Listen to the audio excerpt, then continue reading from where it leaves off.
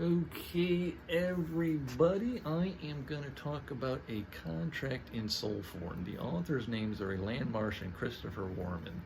And this is let's call it an indirect sequel to Seasons of Albion, which pretty much I have to admit became my favorite read so far. I'm having a really good reading year, despite a couple of recent big did not finishes.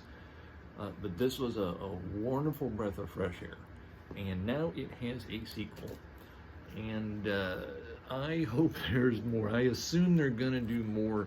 There are certain things left here at the end that for the characters involved, there could be more later on, or honestly might not necessarily need it. There are good closures here, open-ended closures, so you could get more of these characters. But if they, there's maybe one character in here that's in here.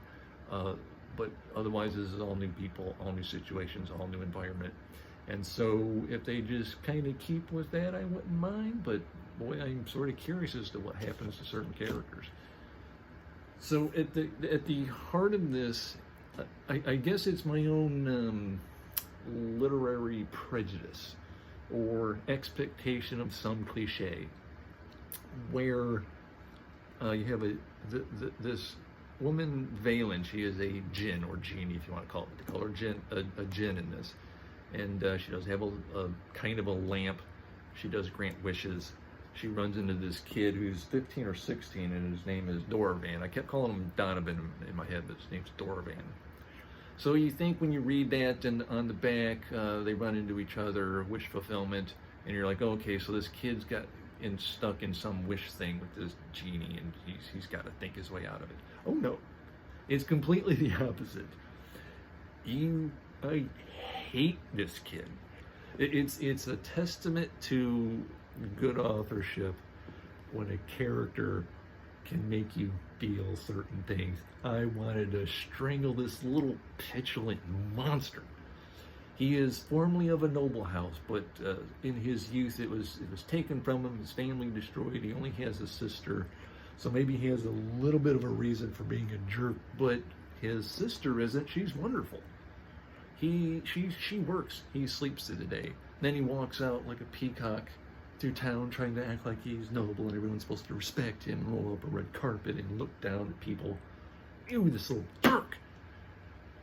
And what happens here?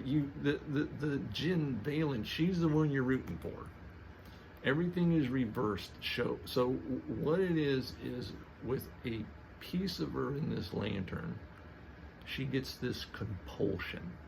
And when the compulsion overcomes her, if she doesn't satisfy it, it could kill her. So what she has to do is seek someone out. She usually talks to them, finds out something they might want, and then she performs this little ritual where she has to cut them and take some of their blood, and she has this wound sigil on her chest, and she has to press it to it. It gets absorbed into her body, and now that you're bound, and she goes, what is your wish? She's the one who has to follow the letter of the law of their wish. And so if she doesn't quite succeed quite right, she still has to finish. She knows that it's not satisfied. So she's the one in trouble with wishes. And she does it. It doesn't always overtake her that often. She has some control over it. She can put it off, but when it comes time, it comes time. She has to take care of it. And so this Doravan dude winds up forcing this upon her. And so he wants to be a hero. He wants to be respected. And she's like, all right, I'll give it a shot. He's just this little jerk, this kid. He does have an arc, but basically he's just a jerk. And she's doing her best. She's centuries old, one of the oldest beings on the planet, and she does her best. She has to just deal with people. She is quite a bit smarter than everybody. She's more capable. She's physically stronger than everybody. She can take down multiple opponents, the whole thing. So she's here to get her, she calls it a lucerne. I tried looking that up. That's a city in Switzerland or something, so I don't know what a lucerne is, so I thought lampish genie thing. And if she can wreck the thing, she can get her freedom now. So that's her primary goal, and she thinks she's found it. But now she has to deal with this kid and his little wish. And there's the primary conflict. Frustrating in a good way. It's just such a good read. Whereas the other book was 4 short stories.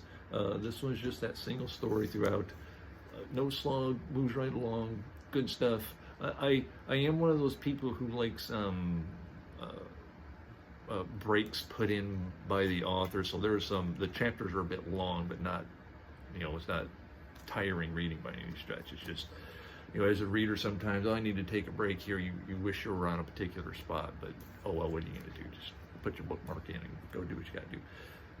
Don't know what else I can say about this. I don't want to spoil it. Even talk about spoilers. I don't know how many people have read it. It's a nice lesson in pulling your head out of your ass and following somebody else's wisdom. Boy, does she get set back so much. There's also a power struggle going on in here between the people, the real nobles who run the city, and Warman gets a taste of just how bad they can be. There's an outer force trying to work its way into the city and essentially take it over. There's no particular perfectly good and bad here. The people who run the city are bad.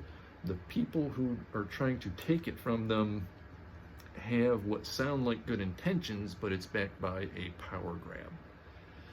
What are you going to do? You can't beat everybody. Maybe you can deal with them, and that's all the little threads working their way into this book. This is good writing. I tried to look up and see if there was something by the author saying they were going to do more, but I haven't seen it yet. It seems like it will, because this is too good to just say, oh, we're done, 2 books. There's things laid down. It's ready to go, ready for more. We'll see what happens. Can't wait for a 3rd one. I hope they do a 3rd one. I'm going to periodically search and see if they're going to do a 3rd one of these books. That's about it for that. So I guess what I'm going to do next is this one. The ever-growing, immortal, to-be-read pile over here. I had to go buy something. This is by Joe Haldeman, Old 20th. I've read a couple of the books by him. One is The Forever War, which is supposed to be this great classic, and I didn't do anything for me. Overrated. And the other one I read is called Camouflage. That was a very good book by this, so maybe I'll mention those again when I do a little review on this one. Not sure what's going to come after that. I got to think of something, because there's a book called Service Model, which I now own, which I'll read as part of a buddy read later this month. That's it for me. Bright sunny day, still unemployed. I'm doing okay. Thank you very much. Hope you have a lovely weekend. I hope you enjoyed your 4th of July. Bye-bye.